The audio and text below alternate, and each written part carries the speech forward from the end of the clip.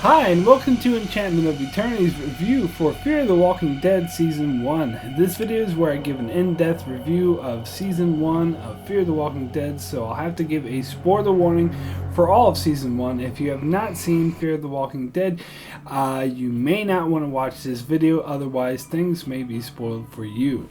So I used to go around telling people that my deepest, darkest secret is that I hate zombie movies, because I know there's a craze, but personally I'm not a fan and have never been one, as they all seem the same to me and it just does not interest me, and overall I was just so sick of zombie movies.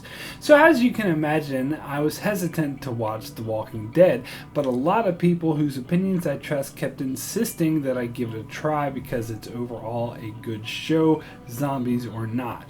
So eventually I did, and I did like it. However, I didn't think it was nearly as great as everyone else seemed to.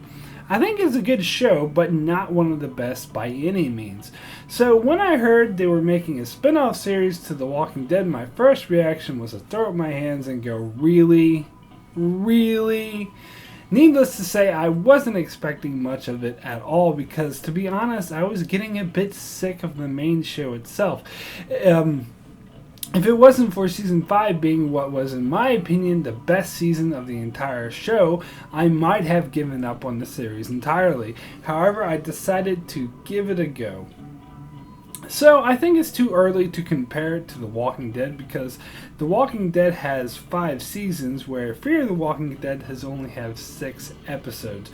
But I will compare Season 1 of Fear the Walking Dead to Season 1 of The Walking Dead, and will make the somewhat controversial statement that I actually much preferred Season 1 of Fear the Walking Dead. First of all, I don't hold Season 1 of The Walking Dead in high esteem as many people seem to, especially those who proclaim it as the best season of the series, which I totally disagree with. I thought it was okay, but it seemed far too similar to other zombie movies I've seen. Most notably was its beginning, as it followed Rick as a viewpoint character who woke up from a coma or whatever in a hospital to find the zombie apocalypse had already occurred.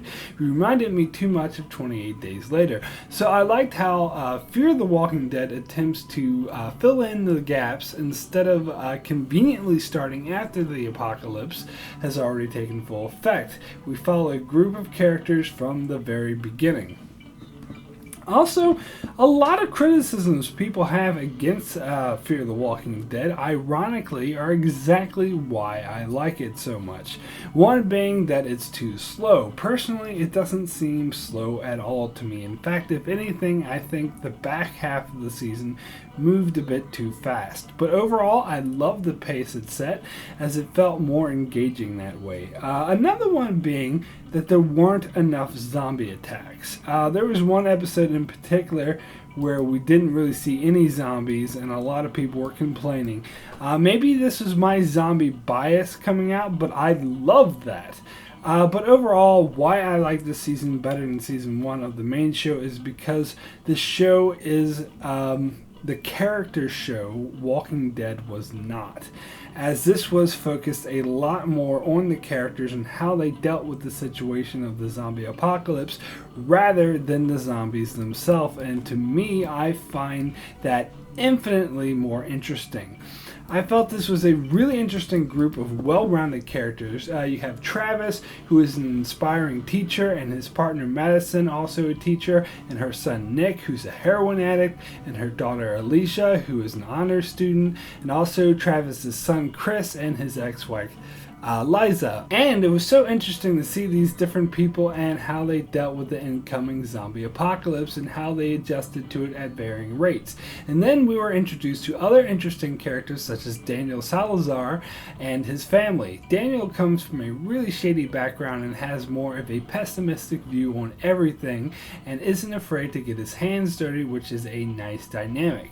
And then there's Victor Strand, who we met in the last 2 episodes, who is an incredible incredibly fascinating character whom I see a lot of potential in.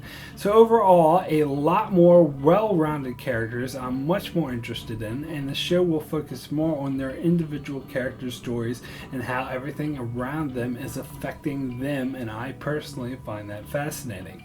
And of course, another reason I wanted to watch this show is when I found out Cliff Curtis would play the main role, as I felt a bit of Kiwi pride in that Cliff Curtis is a New Zealand actor, and he has always been my personal favorite New Zealand actor. Been in such New Zealand movies as Whale Rider, River Queen, and Once Were Warriors, and having small roles in such Hollywood films like Training Day, Live Free or Die Hard, Runaway Jury, and Sunshine. It's funny, at one point it was seeming like I couldn't go to the movies without seeing this guy's face. And it seems like in every movie he's playing a different ethnicity, typically Middle Eastern or Latin American, when in fact he's a New Zealand Maori, but he sells them all perfectly, so I always admire this actor. So as soon as I heard he was in it, I had to watch this show. So now, let me go episode by episode to give my thoughts on each episode of Season 1. First, we got the pilot, which didn't blow me away, but I liked it. I liked how it began with a zombie attack to make you think the apocalypse had already started, but then you follow Nick out into the city where everyone is completely unaware and things seem to be going as normal, and everyone thinks that Nick is crazy. I felt this was a great opening episode that did its job at introducing you to the characters and setting the stage for what was to come. So my rating for the pilot out of 10 is a 7 good. After that, we got So Close Yet So Far, in which things started to escalate. It finally dawned on Travis and Madison that something bad was going down and they needed to get out of the city. But Travis went to get Chris and Liza, who were still completely oblivious to what was going on. This is something I found really fascinating that we didn't get in the main show, seeing people like Alicia and Chris being completely oblivious to the zombie apocalypse. I mean, how do you even explain that to someone? So I felt this was pulled off really well, so my rating for So Close Yet So Far is an 8, extremely good.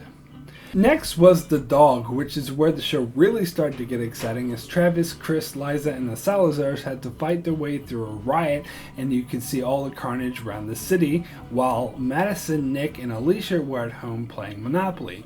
Overall, this episode had the perfect horror feel to it that had me on the edge of my seat the whole time and did a good job of making me feel invested in what would happen to these characters, and since I knew it was The Walking Dead, I knew anyone could go at any time, which was great.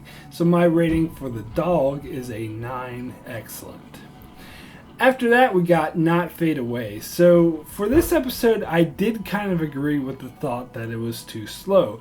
Plus, the instant skip in time it did with several weeks passing by was a bit jarring. It was really interesting to see them live under military rule and how the military were trying to keep everyone calm and acting like everything was okay, but really it wasn't okay as they were getting their asses kicked. This was a necessary episode that needed to build the tension as to what would happen next. It just felt a bit jarring as the whole focus of the show seemed to suddenly shift to being about being under military rule. But again, this is one of those great story opportunities we missed in the main show because they just skipped over all this. And there was this sense of dread hanging over everyone for this entire episode. I thought was pulled off really well. So my rating for Not Fade Away is a 6, good. So next was Cobalt, which is where shit really started to go down. That eerie feeling only intensed as Nick and Daniel's wife had been forcibly removed, leaving the others in a state of complete untrusting the military. Travis tried to work his diplomacy on the soldiers, and the nonchalant attitude the main soldier in charge had was just so eerie. You knew this wasn't going well. But of course, what was really interesting was when Daniel took the soldier who had been having a fling with his daughter hostage and tortured him for information, and we found out the military was planning on just bugging out and leaving everyone to die. Overall, this was a very interesting setup for the finale that did a good job in raising the tension, so my rating for Cobalt is a 9, excellent. And finally, we come to the finale, The Good Man, where shit really went down. This is where we got that big action piece many people had been waiting for. I was fine with it. I'm glad it worked for the character stories. And that's the thing. Since the show had me so invested in these characters, I was much more invested in what was going down. Like when those military guys attacked Chris and Alicia and stole their car, I was genuinely worried about them and thought they might have been abducted or killed. And of course, I was scared for the rest who went in the complex, because as I said, this is The Walking Dead. Any of them could die. But what I loved was how they turned the tables on these military assholes, which was exactly what I wanted to see. They abducted people to take them to this hospital, locked them in cages, and was planning on just leaving them and killing all the people in the cages and leaving all the people in the neighborhoods to die. So Daniel and the others turned the tables by dumping a bunch of zombies on them. That was so awesome. Fuck those guys. They got exactly what they deserved. And the way Daniel just strode down casually and was like, oh, good evening, right before all these zombies came pouring in, that was badass. And plus, Travis became a really interesting character, as I get the impression now that he's had this bottled in rage this whole time. I suspect he has this sordid, violent past that he's been striving to overcome. And when he saw that soldier whose life he saved come back and shoot Ophelia, he just lost his shit and was just wailing on him. And then, of course, we get more of Strand, who's not a very likable character, as he's just happy to just leave all those people in cages to die. But he's certainly a very interesting character, and I think will have a big part to play in making season 2 interesting. Towards the end of the episode, I really didn't trust him and was half expecting him to just kill everyone, which was cool. It kept me on my toes. And of course, the ending with Liza being bit and having to be shot was great. I liked the callback of Madison telling her to shoot her if it came to that, but the tables would turn. But Travis ended up having to do it anyway. Also, I'm glad if someone had to die that it was her, and I think either her or Ophelia were my least favorites. I was really hoping it wouldn't be Chris or Alicia, because I see great potential in them. Plus, I suppose it had to be Liza, because the actress had to go back to doing Orange is the New Black. This ending wasn't like the amazing emotionally powerful, but it was effective. So my rating for The Good Man is a 9, excellent. So overall, I was impressed with Fear the Walking Dead, maybe because I wasn't expecting much, made it easier for me to like it. Also, I liked how it was more focused on the characters than the zombies. I'm really eager for season 2, however, I could imagine a scenario where it goes to shit. And it could be just as repetitive as the main show, but we'll have to see. I'm glad they didn't go kill crazy. However, there were only 6 episodes, and Liza and Mrs. Salazar died, which is kind of the same rate as the main show. But to me, what would make the show much better than the main show is if it keeps its core characters, Travis, Madison, Nick, Chris, Alicia, and Daniel, and doesn't just kill them off and recycle through characters like the main show did. That's what I think it needs to do to keep me invested, because I could easily see myself losing interest if they start blowing through characters too quickly. So my rating for Fear the Walking Dead Season 1 is an 8, extremely good. So that's it for my review of Fear the Walking Dead Season 1. For the first half of The Walking Dead Season 6, I'll do the same thing I did here, where I'll wait until the first half is over, then I'll make a video about that. However, next year, in 2016, I may start doing individual episodes reviews of both The Walking Dead and Fear the Walking Dead, as well as many other shows, so make sure you subscribe so you can keep up with all that, and thanks a lot for watching.